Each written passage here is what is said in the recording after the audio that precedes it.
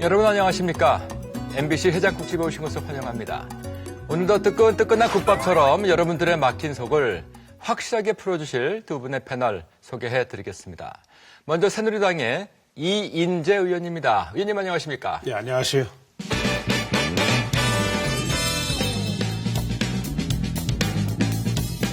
네, 그리고 수정시민주연합의 김영환 의원입니다. 의원님 안녕하십니까? 안녕하십니까?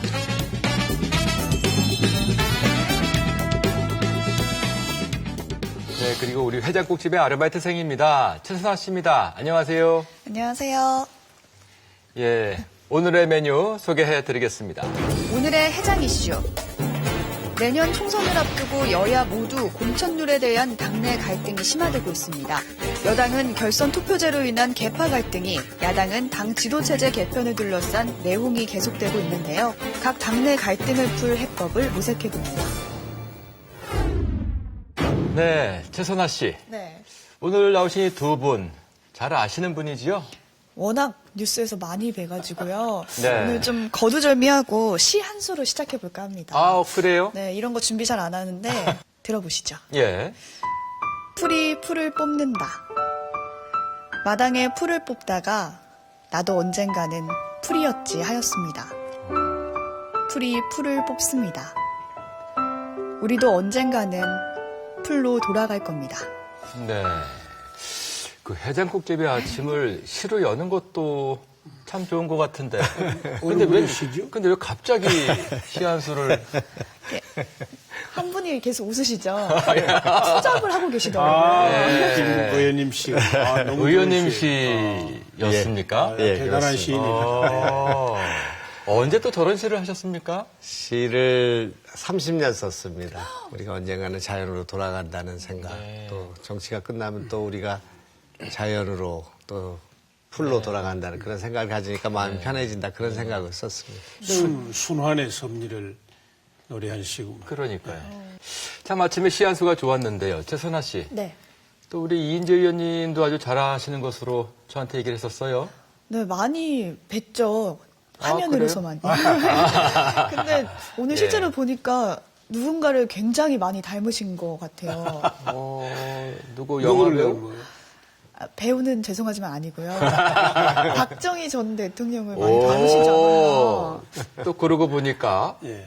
그런 말씀도 많이 제가 이제 들으셨죠? 젊었을 때는 예. 60kg를 안 넘었는데 네. 그땐 정말 너무 똑같았죠. 네. 근데 지금 좀 살이 좀 쪄가지고 네. 예.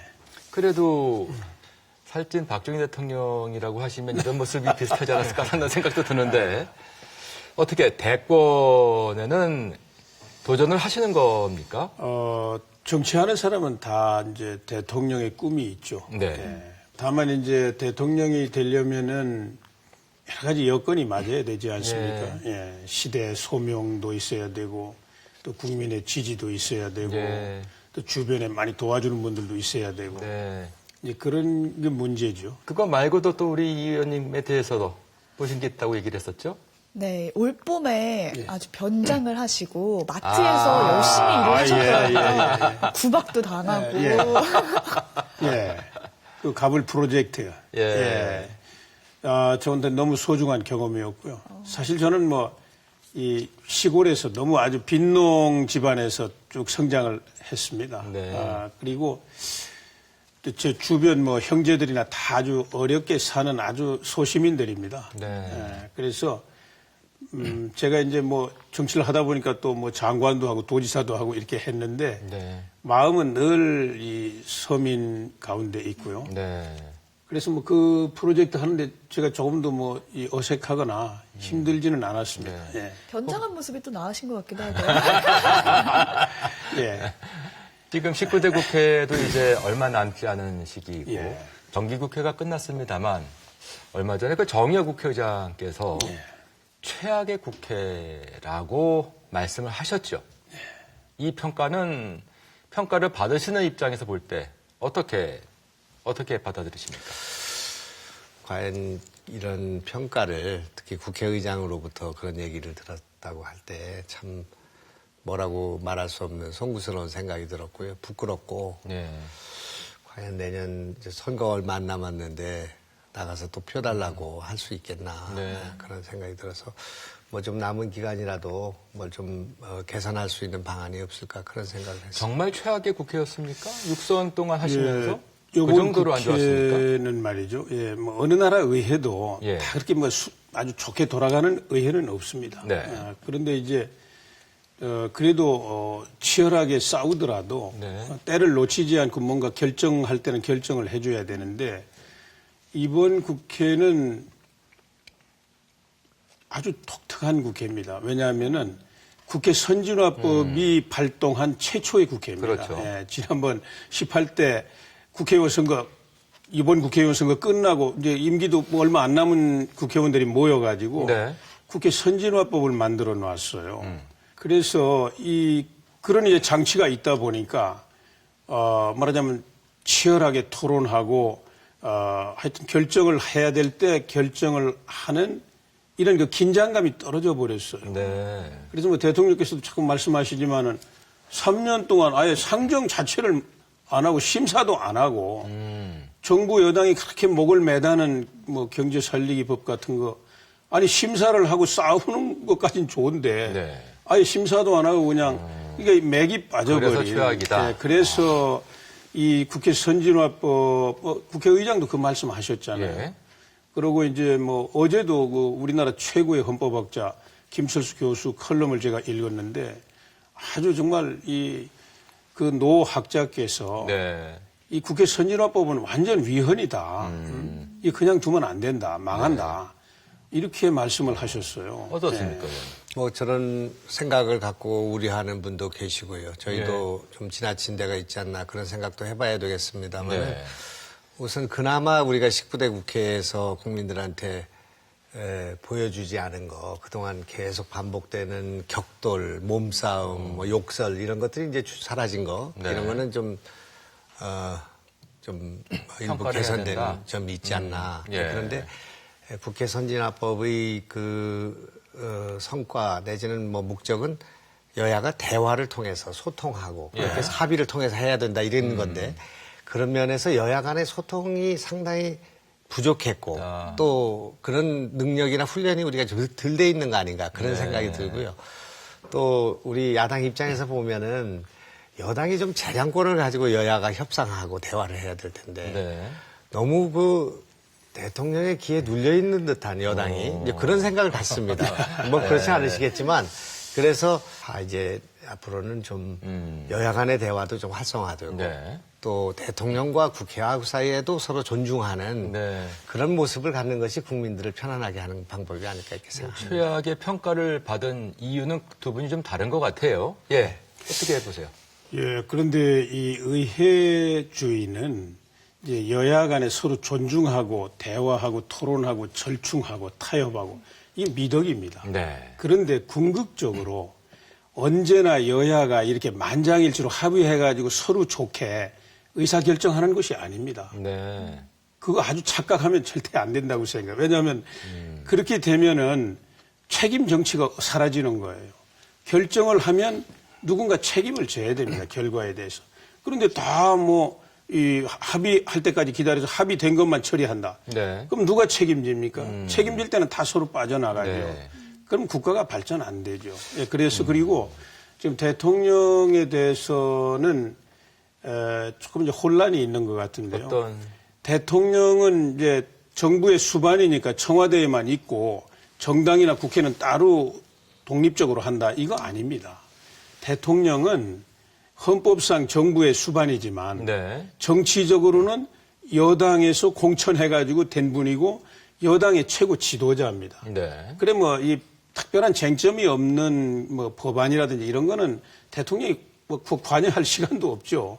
그런데 국가의 중요한 개혁 과제라든지 전략이라든지 네. 이런 거는 대통령하고 여당이 한 몸이 되고 네. 또 대통령이 직접 야당하고도 또 대화하고 설득하고 네. 타협하고 이런 정치 최고 지도자예요. 예. 그래서 대통령께서 늘 아무 때나 그렇게 간섭하는 분이 아니고 네. 아주 중요한 개혁 과제. 지난번 공무원 연금 개혁이라든지 이번에 이 경제 살리기법 뭐 몇 년 동안 심사도 안 하고 있으니까 얼마나 답답하십니까? 예. 그리고 노동개혁 5법 같은 거 이런 건 예. 지금 자꾸 말씀을 하고 계시는데 예. 그거를 간섭이라든지 뭐 의회를 협박이라고 또 말씀하셨어요. 그렇게 이제 예. 그렇게 나쁜 뜻으로 저는 받아들이지 그건 아니다. 않습니다. 우리 이인재 의원님이 아주 친박이신 것 같습니다. 친박 아니십니까?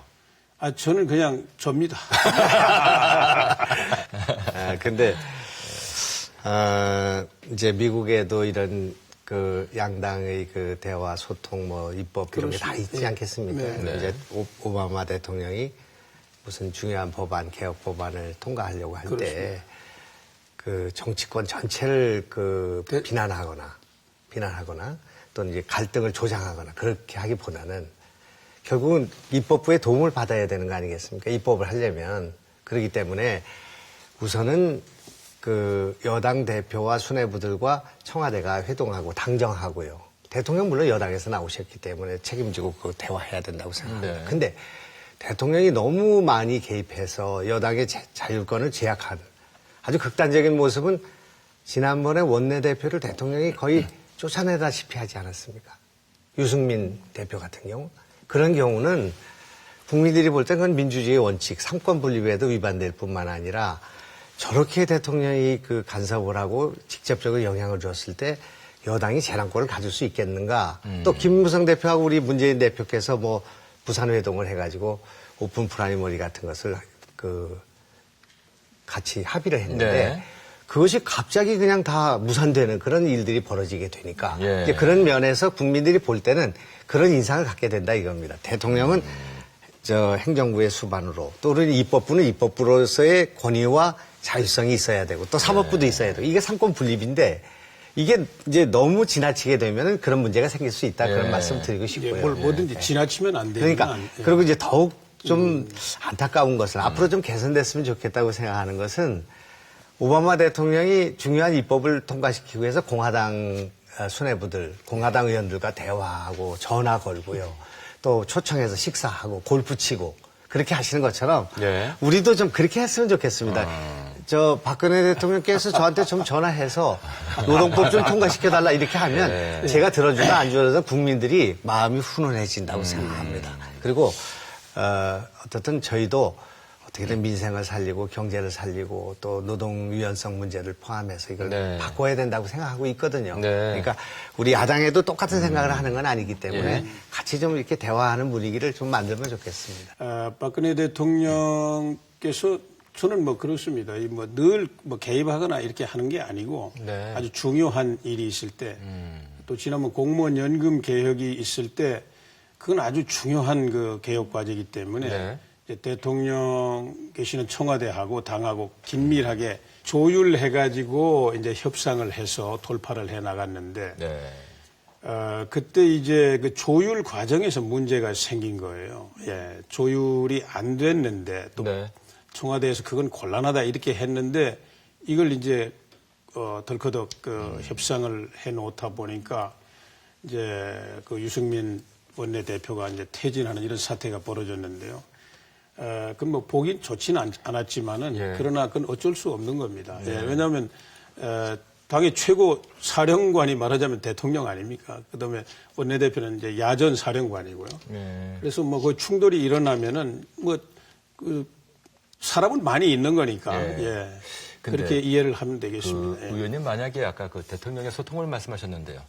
대통령이 직접 의원님께 전화를 드린다면은 노동법을 찬성하실 겁니까? 그러니까 노동법은 이제 좀 이따도 뭐 말씀이 나올지 모르겠습니다. 5개 법안 가운데 3개는 그 쟁점이 거의 없는 것 같습니다. 네. 그러니까 2개의 법안에 대해서는 여야 간에 이견이 있죠. 그렇죠. 그래서 이제 우선 뭐 아까 최악의 국회를 면하기 위해서라도 우선 아직 연말이 한 보름쯤 남아 있지 예. 않습니까? 그러니까 원포인트 국회가 되든 임시국회가 되든 여러 가지고요. 쟁점이 좀 작은 부분, 그러니까 노동법 가운데서 3개 정도 먼저 통과시키는 게 어떨까 하는 저 개인적으로 그런 생각을 갖고 있고 당연히 예. 건의하고 싶고요. 예.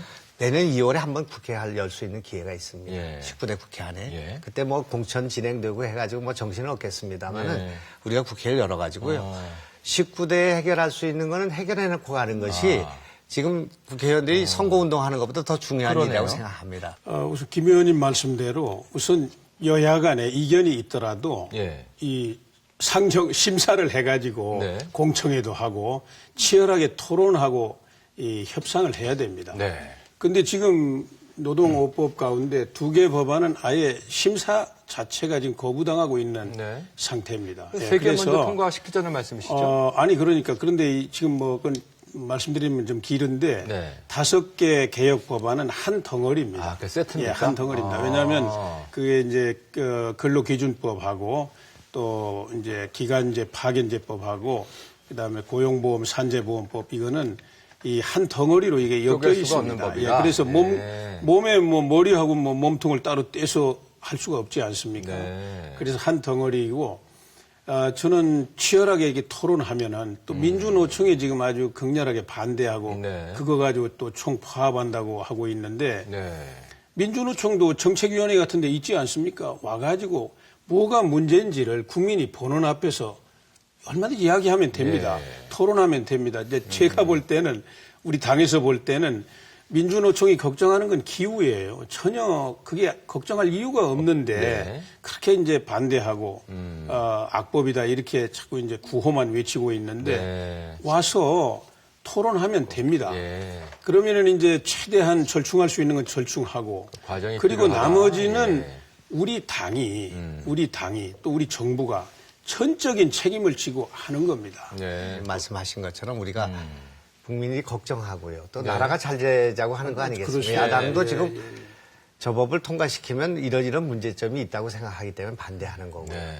국민들 가운데도 상당수가 또 우려가 있기 때문에 예. 이걸 이제 대화로 풀어야 된다는 거에 동감입니다. 그렇기 때문에 여야 간에 우선 뭐 책임 있게 대화해야 되지 않겠습니까? 네. 민노총도 있고 하겠습니다만은 그 여야가 대화를 해서 이거 좁혀야 된다고 생각하고요. 또 이 여당도 야당의 목소리 가운데서 경청해야 될 만한 부분을 수정하고 아니, 합리적인 건 다 받아들이죠. 그런데 그렇게 해가지고 예. 어떻든 12월 말 아니면 2월까지 이걸 하기 위해서 최대한 노력을 해야 된다고 예. 생각합니다. 예. 그런데 의원님 12월 말 안에 꼭 해야 됩니다. 노동법에 관해서도 뭐 그 이견의 부분에 있어서도 야당 내에서도 뭐 이견이 있으니까요. 그리고 뭐 여러 가지 경제활성화법에 대해서도 네. 그러고 이런 문제들이 있으니까 저희의 숙성 기간이 좀 필요합니다. 네. 그리고 또 여당이 또 저렇게 밀어붙이는 그런 여러 가지 그 문제에 대해 철학이나 또 비전이 다른 부분이 있으니까 우리는 또 사회적 약자를 더 옹호하고 서민들 편에 쓰려고 하는 그런 야당의 그런 스탠스가 있는 네. 거니까 그게 또 국가를 위해서 필요한 거 아니겠습니까? 네. 그래서 좀 기다려주는 일이 필요하지만 지금 말씀하신 것처럼 대통령의 의지를 갖고 계시고 네. 여당이 또 그런 프로세스를 진행하고 있으니까 야당도 거기에 맞춰줄 필요가 있습니다. 예. 그래야 나중에 또 우리가 심판하는 거 아니겠습니까? 예. 그렇습니다. 예. 그래서 맞습니다. 충분히 지금 이것이 우리가 여야 간의 대화를 할 수가 있는데 네. 지금 뭐 솔직히 국회의원들이 지금 생각이 콩밭에 가 있습니다. 지금 뭐 공천에 갈지 당이 또 예. 저희는 지금 당이 어떻게 될지 그렇죠. 뭐 백척간두에 서 있고 자, 콩밭 얘기를 시작해 보도록 예. 하겠습니다. 이제 두 분 모두 내년 총선에는 출마를 하시는 거죠? 할 일이 좀 남아 있다고 생각합니다만 네. 어떻게 될지 저는 모르겠습니다. 무슨 말씀? 어떻게 지금 될지 이제 우리- 모른다는 말씀은 출마를 안 하실 수 있다는 말씀? 아니, 그게 아니라 이제 저는 할 생각을 갖고 있지만 예. 당연히 이제 공천의 결과가? 우리는 지금 이제 선출직 공직자에 대한 컷오프가 지금 진행되고 있어서 예. 그 어디에 가 서 있는지 지금 경계에 그것도 예. 있고 또 예. 경선도 겨쳐봐야 되겠고 제 의지만 갖고 되는 건 아니기 때문에 의원님의 경우는 어떻습니까? 예, 저도 출마를 하려고 합니다. 네. 각 당 모두가 다 그 공천 룰을 둘러싼 그 뭐 소갈이라고 해야 합니까? 상당히 좀 내홍이 커지고 있는 모습이죠. 여당은 여당대로, 야당은 야당대로. 지금 이제 아까 우리 평가 이런 문제하고 관련해서도 거기도 철학이 좀 들어있는 것 같습니다. 네. 저 같은 경우는 지난 몇 년 동안 당이 장애투쟁에 나가는 것에 대해서 극도로 자제해야 된다는 입장 견지했습니다. 그러셨죠. 그렇기 때문에 그런 집회나 그런 시위나 그런 농성에 소극적일 수밖에 없는 처지에 있습니다. 만약에 그것을 야당성이라든지 정체성이라든지 또는 그 우리 새정치민주연합의 그런 뭐 기본적 가치라고 한다면 예. 거기서 저는 아주 굉장히 낮은 점수를 받을 수밖에 예. 없습니다. 이런 고민이 저희한테 있는 것 같습니다. 예. 이 무슨 말씀을 드리고자 하는 것이냐 하면은 당 안에 이렇게 생각을 달리하는 집단들과 예. 계파가 존재하고 있기 그렇습니다. 때문에 이것이 올바른 의미에서의 평가, 절차? 공직자들의 진퇴의 문제를 네. 결정하는 것은 유권자들이나 국민들이 결정해 주는 네, 것은 네. 합당에 따를 수가 예. 있겠는데 아까 얘기한 그런 여러 가지 기준에 특정 의해서 계파가 예, 결정하는 것은. 자기와 다른 생각을 가진 사람을 배척하는 네. 이런 것이 이루어지게 된다면 예. 이거는 정치를 위해서도 바람직하지 결과에 않고 승복하기가 저뿐만 어려울 아니라 수 있다는 다른 말씀? 후배들도 소신껏 뭘 하기가 어렵지 않는가 이렇게 생각합니다. 의원님의 경우는 어떻습니까? 예, 우리 새누리당도 이제 과거에 계속 이제 선거 때 이렇게 컷오프라고 해가지고 예. 전략공천 컷오프라고 그래가지고 이제 자기도 모르게 어떤 기준인지도 모르게 이제 배제가 되고 이런 거에 대한 아픔들을 많이 갖고 있는 네. 것 같아요. 그래서 예. 우리 당이 이제 제일 처음에 요번에 그런 일을 이제 다 뛰어넘어서 오직 국민 대중들의 손에 의해서 후보도 만들어지고 또 당선도 되고 이런 제도로 가자 미국처럼. 컷오프가 없어지는 겁니까? 아니 그래가지고 이제 그 오픈 프라이머리 김무성 대표가 법안을 이제 당론으로 예. 해가지고 발의를 결정했죠. 했어요. 예. 했는데 이제 지금 뭐 우리 김영환 의원님 말씀하신 것처럼 이제 야당이 거기에 동의를 안 하시고 이제 혁신위원회 만들어가지고 거기 컷오프 20% 한다고 그랬죠. 그렇게 당론으로 예. 결정을 그래서 이제 거죠. 그것 예. 때문에 지금 고통을 받고 계시는 것 같은데 아니, 하여튼 오픈 프라이머리 법안은 이제 통과가 되면은 오픈 프라이머리로 가기로 하고 안 될 경우는 이제 혁신안 이렇게 이게 두 개를 다 열어놨습니다. 그게. 우리 예. 당은 이제 그런데 이제 하여튼 근데 지금 안 되고 있으니까 여당이 지금 오픈 프라이머리 자체를 철회한 상태에 있죠. 법안은 계류되어 김무성 있지 않습니까? 대표의 그 입장을 아니, 철회한 건 아닙니다. 아닙니까? 철회한 건 아니고 지금 야당이 오히려 한 뭐 80명인가 이렇게 과반수 이상이 오픈 프라이머 법안을 또 내놨는데 잠깐만요. 예. 지금 그 의원님께서는 네. 오픈 프라이머리를 처리한 것은 아니다. 이렇게 처리한 말씀하시는 것은 아닙니다. 아, 그렇습니까? 예. 왜냐하면 정계 특유에 그게 안 있는데 지금 야당도 내놓았는데 야당은 이미 예, 그 이제 자기 혁신안이 나와 있는 네. 가운데 늦게 이제 과반수 의원들이 그걸 내놓았는데 그걸 예. 당론으로 채택을 안 하고 있지 그러면 않습니까? 오픈 프라이머리에 대해서 그래서- 여당이 찬성할 수도 있다는 말씀이십니까?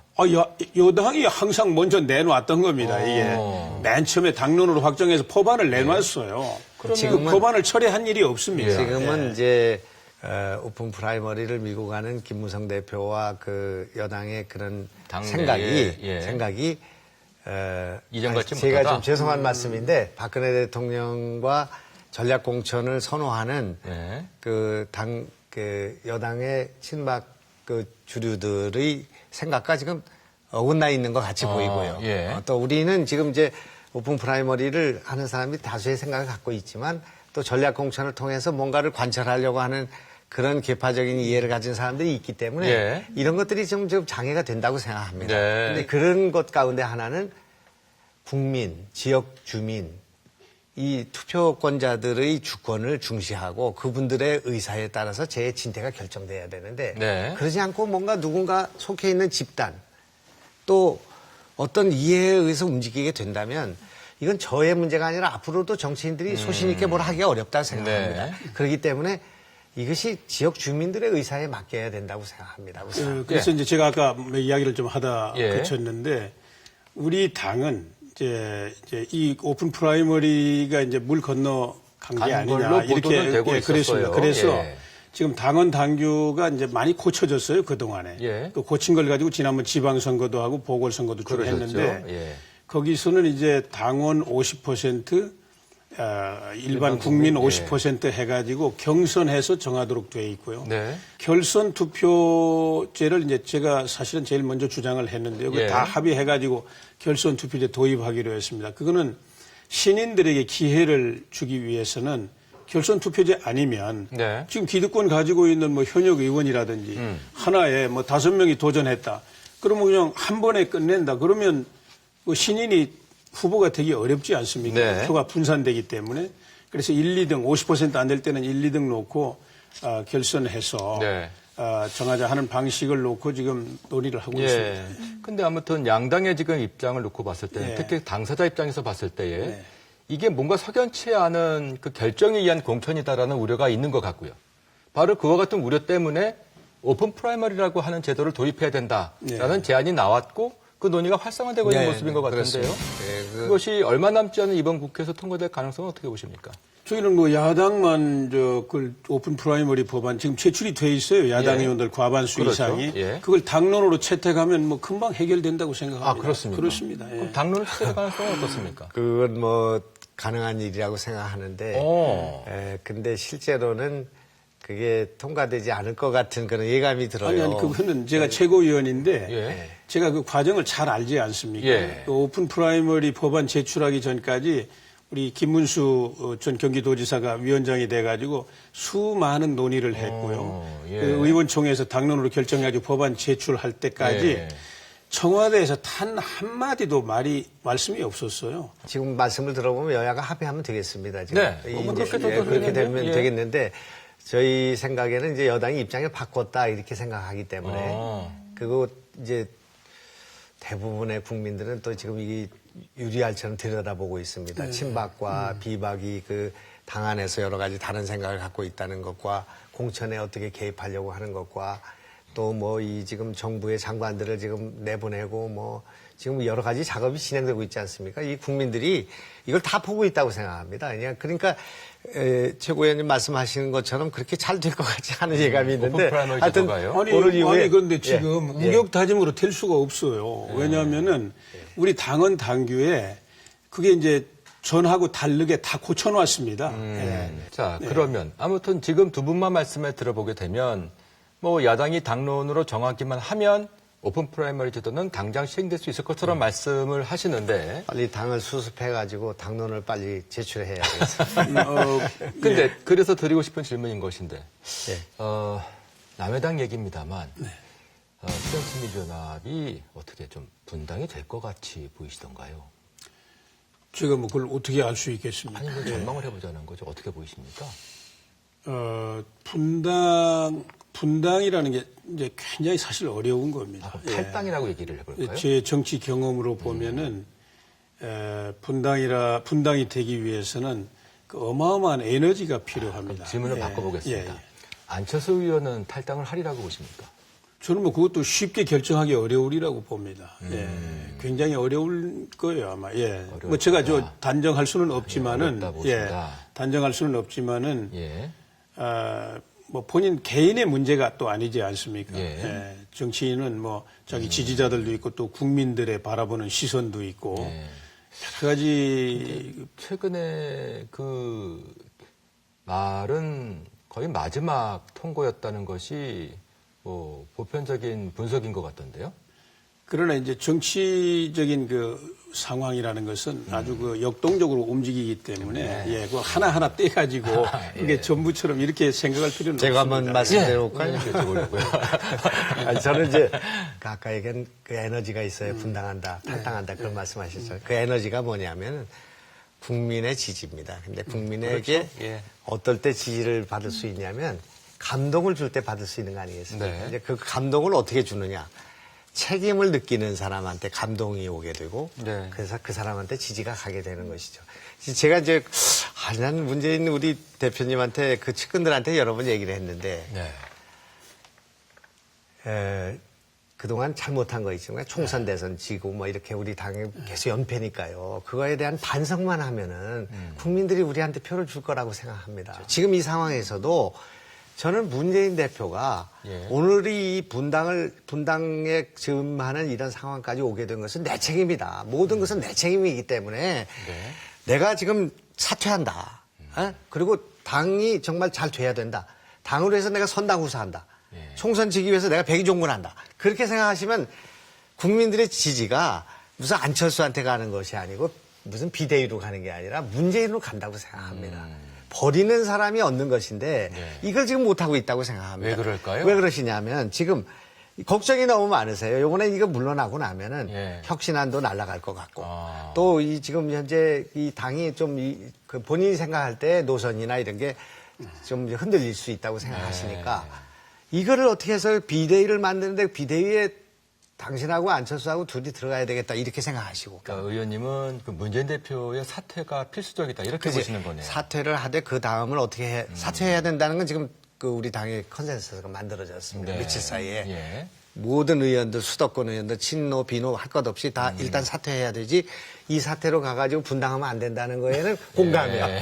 근데 이제 우리가 싸우려면 우리가 갈라져서는 안 되니까 다 뭉쳐야 되는데 뭉치는 수순이 우선 책임 있는 분들이 물러나 줌으로써 공간을 열어야 되는데 거기에 걱정이 너무 많으셔서 이거 이렇게 하면 내가 물러나겠다 하니까 안 되는 거고 안청수 의원은 탈당에 몰려 있다고 생각합니다. 네. 탈당을 지금 선택하는 것이 아니라 할 수밖에 없는 상황이 되고 여북하면 있다. 탈당하겠냐 이렇게 돼 있는 거 아니겠습니까? 그렇기 때문에 우리는 이거를 다 크게 생각하고 당을 위해서 헌신하고 희생하는 사람이 지도자지 네. 지금 당권을 쥐고 있는 사람이 지도자가 아닙니다. 그런 네. 가운데 지금 말씀하신 그 문재인 대표의 그 사퇴 필요성에 대해서는 물론 남의당 얘기입니다만. 글쎄요, 문재인 대표께서 큰 총선을 앞두고 지금 이 여러 가지 국민 지지나 이런 게 올라가질 않으니까 네. 이제 퇴진 요구가 나오지 않았습니까? 네. 그럼 거기에 대해서 이제 책임 있는 응답을 하긴 해야죠. 예, 책임 있는 응답을 하는 게 저는 뭐 하실 거고요. 도리라고 생각합니다. 하실 예, 것 같습니다. 하시라고 생각합니다. 하실 건데 예. 이제 문제는 지금 결과는 뻔한 것인데 우리가 합쳤을 때 이겼고 예. 분열했을 때 졌는데 이걸 어떻게 합치느냐 하는 문제는 책임 있는 위치에 있는 가장 힘이 있는 사람이 이 기득권을 버릴 때 그게 이 열리게 되는데 그 생각을 못 하는 것 같습니다. 그러면 이제 이 정도라고 여당으로 건너가봤으면 좋겠는데요. 예. 근데 오픈 프라이머리가 이제 결과적으로 안 된다는 전제에서 봤을 때, 예. 이제 그 공천을 조만간 하셔야 되지 않겠습니까? 공천해야 되죠. 그때 예. 전략 공천을 정말로 안 하실 겁니까?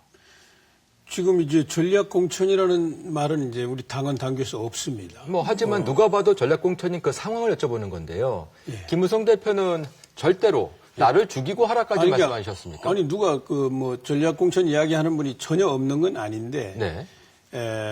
일부에서 그런 말씀하시는 분도 있긴 있습니다. 예. 왜 그러냐면은 지금 이 야당은 어찌 됐든 뭐 20% 그게 옳든 컷오프가 그르든 예. 이 컷오프를 해가지고 이제 현역 의원들을 경쟁력 많이 있는. 배제를 해버리고 예. 신인을 이제 공천을 했는데 우리 당은 전부 현역 의원들이 다 공천 받아서 나왔다. 네. 이러면 국민들이 어떻게 볼까요? 네, 어떻게 볼까요? 굉장히 납득을 못 하시지 않을까. 예. 왜냐하면 기성 정치인들에 대한 신뢰가 높다면 모르는데 네. 아주 불신이 높은 가운데 예. 그래서 결과적으로 신인이 그래도 상당수 합리적인 들어올 수 수준 있는. 국민들이 인정할 만한 수준에서 후보가 되도록 해야 되지 않느냐. 네. 이런 이제 걱정들은 다 가지고 있습니다. 예. 그래서 이제 저희들이 결선 투표를 하면은 예. 결선 투표제를 도입하면은 경쟁력이 없는 기득권자, 네. 경쟁력이 없는 현역 의원들이 신인으로부터 결국은 이제 패배하지 않겠느냐. 그래서 자연스럽게 교체가 되지 않겠느냐 이렇게 생각합니다. 결선 예. 투표제에 대해서는 패배한 자가 과연 총선에 협조를 하겠느냐는 차원에서 그건 말 당내 자체가 안 우려가- 됩니다. 아니, 엊그제 이재호 의원께서 그 말씀하시는데 제가 깜짝 놀랐어요. 아니, 경선에서 패배하면은 뭐 패배한 사람으로서 당연히 자기가 지켜야 될 도리 지키면 되는 거 아닙니까? 네. 뭐 도와주면 더 좋고 뭐 다른 방법이 없지 않습니까? 여당에 대해서 좀 훈수 좀 줘도 됩니까? 근데 예, 저도 참이었습니다. 저희 당에도 간섭을 많이 하셨고 충분히 예. 정권 후반기 아니겠습니까? 네. 박근혜 대통령이 지금 업적을 더 쌓으셔야 되죠. 성공한 대통령 되셔야 네. 됩니다. 그렇게 되려면 이 선거에 개입하지 말으셔야 된다고 생각합니다. 선거 개입은 선거법으로 개입하실 일은 없고 지금 여기 최고위원을 포함한 김무성 대표를 포함한 그분들한테 맡겨서 거기서 공천 방식도 해결하고 공천도 하고 선거도 그 자기들 운명이 걸려 있는 거니까 그렇게 네. 하셔야지 실제로 박근혜 대통령의 앞으로의 영광과 쇠락에 아무 영향이 없어요. 이게 선거에 진다고 해가지고 꼭 그 박근혜 대통령이 아니고. 뭐 정말 잘못되고 선거에 이긴다고 해서 되는 것도 아니라고 생각합니다. 충원 같기도 하고 아닌 것 같기도 예, 하고. 뭐 걱정해 주시는 건 좋은데 네. 너무 이제 선입견이라고 할까. 이제 과거 이런 일들이 있었기 때문에 이제 네. 이번에도 그렇게 하는 거 아닌가 이제 이렇게 생각할 수는 청와대가 있습니다. 그런데 공천 제가 과정에, 저는 저도 제가 다 아는 건 아니지만은 그래도 일주일에 몇 번씩 최고위원 회의도 나가고 네. 나름대로 이제 몸으로 느끼는 느낌이 있지 않습니까? 네. 그런데 대통령께서 지금 공천과 관련해 가지고 개입을 한다든지 저는 그렇게 할 수도 없고 하지 않으시리라고 생각합니다. 다만 장관 하던 사람 또 청와대에서 일하던 사람들이 이제 경선하러 나올 수도 현장으로 있고. 뛰는 네. 거는 그걸 대통령이 일일이 어떻게 막을 수도 없고 근데- 또 좋은 사람들이 가서 현장에 가서 경쟁을 치열하게 해야만 네. 좋은 후보가 만들어지지 않겠습니까? 네. 예, 그래서 저는 이제 그 경선이 실질적인 본선처럼 최고 경쟁력을 가진 사람이 후보가 되게 해야 된다. 네. 그래서 결선 투표제를 주장을 했고요. 예. 일단 이제 최고위원들 사이에서는 결선 투표제를 도입하자 여기까지는 돼 있습니다. 네. 예. 지금 이제 우리 얘기하다 보니까 중요한 얘기 하나 빠진 것 같은데. 뭐죠? 선거구 획정 문제 있지 않습니까? 예. 이게 가장 시급한 문제 같습니다. 그렇습니다. 선거구제 확정이 돼야 되는데 이거를 결정 안 해놓고 지금 예비후보 등록하고 또 신인들 뭔가 공정한 경쟁이 안 예. 되는 거 아니겠습니까? 아니 이제 그래서 예. 그 어제 있었던 양당 그 회의가 결국 결렬되고 말았어요. 그래서 국회의장은 특단의 조치까지 지금 고려를 하고 있는데 그 특단의 조치가 뭔지도 궁금하고 이 상황에서 양당의 선거 협상이 어떻게 될지도 궁금한데 결국 그 핵심은 비례대표를 어떻게 뽑을까에 모아지는 거 아니겠습니까? 최선아 씨, 네. 관련된 표를 가지고 오셨죠? 네, 요즘 뉴스만 틀었다면 선거구 획정안을 빨리 마련해야 된다, 급하다, 서둘러야 된다 이런 얘기가 많이 들리더라고요. 예. 그래서 어떻게 진행되고 있는지 조사를 좀 해봤는데요. 예. 국회의원 선거구 협상과 관련해서 여야 양측의 입장을 보시면요. 우선 지금까지 합의된 내용입니다. 국회의원 의원 정수를 늘리거나 줄이지 않고 네. 그대로 현행 그대로 300명 내에서 300명 유지를 하면서 한다. 예. 해결을 보자라는 게 합의된 내용이고요. 다음으로 조건부 합의된 내용을 보시면요. 비례대표 의석수를 7석 정도는 줄이고 그 대신 지역구 의석수를 7석 정도 늘리자라는 건데요. 단 야당인 새정치민주연합은 이렇게 될 경우 비례성을 확보하기 위한 방안이 좀 전제가 되어야 한다고 말을 하고 있습니다. 네. 그 방안으로 지금 말이 나오는 게 석패율제 도입인데요.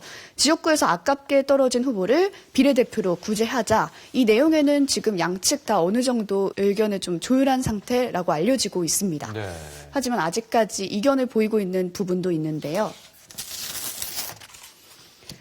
이병석 의원이 낸 균형 의석 제도를 새정치민주연합이 석패율제와 함께 도입을 해야 한다 이렇게 주장을 하고 있죠. 네. 그 균형 의석 제도 관련해서 하나의 방법으로 연동형 비례대표제가 거론이 되고 있는데요.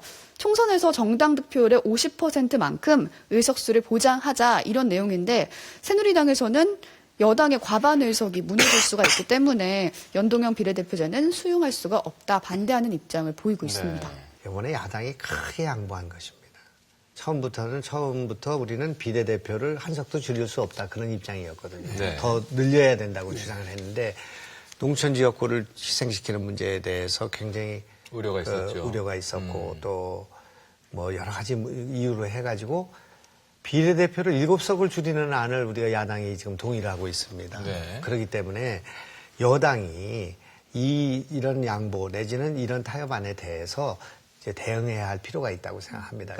예. 지금 권역별 비례가 안 된다면 다음 총선에는 하겠다는 그런 합의를 해주든가 아니면 석패율은 지금 어느 정도 접근한다니까 그런 것도 보완하고요. 또 연동형 같은 것도 고려해 주시고 이렇게 해서 이거를 빨리 합의해서 통과시켜줘야 되는데 야당은 양보할 걸 다 양보한 상태에 있습니다. 그렇지 않습니까? 그죠. 여당이 비례대표 줄일 수 있다는 게 난 양보라고 생각은 안 하는데 예. 그건 여야 간에 어느 당이 이익이 되고 손해가 되는 게 아니잖아요. 예. 또 7석 줄인다고 하는 것은 지금 영남, 호남에서 한 3석씩 비례대표 지역구 주는 거를 그걸 커버하겠다는 거니까 네. 그건 실리적으로 보더라도 여야 간에 어느 쪽이 이익을 보고 손해보는 일이 아닙니다. 그런데 네. 지금 비례대표 투표라는 게 뭡니까? 정당 투표라는 게 54명을 전제로 비례대표 후보를 결정해가지고 그거에다가 투표하는 거예요. 정당별 네. 비례대표 후보에다가. 그러면은 그 득표율은 54명에 곱해가지고 의석을 배분하는 것이지. 예. 소수당의 경우에 이거를 300석에다 곱해가지고 그 의석이 뭐 30석이 나왔다. 그런데 지역에서 5명 당선됐다. 그러면 25명을 우선 54명에서 먼저 배정을 해라. 이런 네. 이야기입니다. 대표님. 아, 이거 정말 곤란한 아무리 잘 이야기입니다. 설명을 네. 하셔도 잘 이해를 못할 것 같습니다. 저도 잘 글쎄 말 그래서 예. 하여튼 이 우리 헌법 구조에 맞지 않는다. 맞지 않는 주장을 하기 때문에 저희들이 받아들이지 좋습니다. 못합니다. 그럼 이제 두 분께 네. 간략하게. 그래서 국회의장이 네. 이제 특단의 조치를 꺼낸다고 하셨으니 네네. 꺼내시겠죠. 그게 우선 이제 뭘까요? 국회의장께서 이건 이번에 이 협상을 지켜본 결과 여당이 좀 과하다. 지금 이게 주장하는 게. 그리고 저 무슨 선거구제 문제 또는 뭐 선거 지역 결정하는 문제에 있어서 과반이 무너진다. 아니, 여당이 언제 과반이 무너지는 게 헌법에 있는 내용입니까?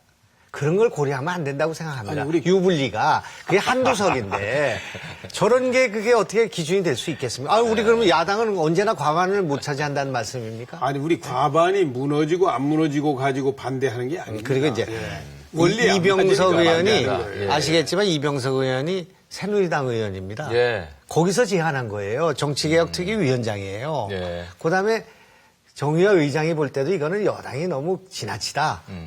그냥 그 시뮬레이션이라는 걸 왜 합니까? 그걸 지난번 선거에 대입해서 보니까 한두 석이 준다. 이것 때문에 양보 못하는 거 아니겠습니까? 그걸 또 예. 뒤에는 또 청와대가 그걸 또 허락을 안 해주시는 거 아니에요? 아, 왜 자꾸 청와대 이야기를 하세요?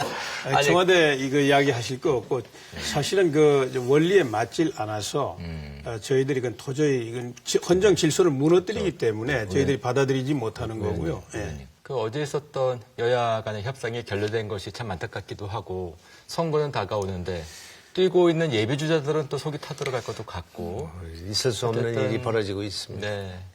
참 이렇게 어렵게 두 분 모셔서 예. 좋은 시한수를 시작을 했고 최선아 씨 네. 오늘 두 분 말씀 어떻게 들으셨어요? 오늘 두 분께서 제가 뵌 국회의원분들 중에 가장 선수가 높으시더라고요. 야, 그래서. 그래서 그런지 뭔가 말씀하시는데 내공도 느껴지고 거침이 없이 말씀을 하셔서 재밌게 그렇죠. 들었고요. 예. 요즘 정치권 얘기 들어보면은 뭐 좀 안 좋은 얘기만 계속해서 들리잖아요. 갈등, 내홍 뭐 이런 얘기가 예. 다 많이 들리는데 중진 의원님들께서 딱 자리를 잡아서 연말에는 좀 훈훈한 얘기, 타결이나 뭐 협상, 네. 통합 뭐 이런 얘기들 많이 좀 들려주셨으면 좋겠습니다. 자 그러면 해장국의 마무리는 이채권님의 노래로 마무리해보면 어떨까요? 제가 노래는 이제 음치입니다. 한번 예. 해보시면 제가 판단해보겠습니다. 목소리가 너무 좋으시죠. 마무리해보겠습니다. 머나먼 남쪽 하늘 아래 그리운 고향 사랑하는 부모 형제 이 몸을 기다려 끝까지 해야 됩니까? 아니 이솜씨가 음치라고 말씀하시면 자 아무튼 시로 시작한 해장국 노래로 마무리한 해장국 그렇게 시와 노래로 국회가 가득하는 바람을 담아보면서 감사합니다. 마무리를 할까요? 예, 감사합니다. 고맙습니다. 예. 감사합니다.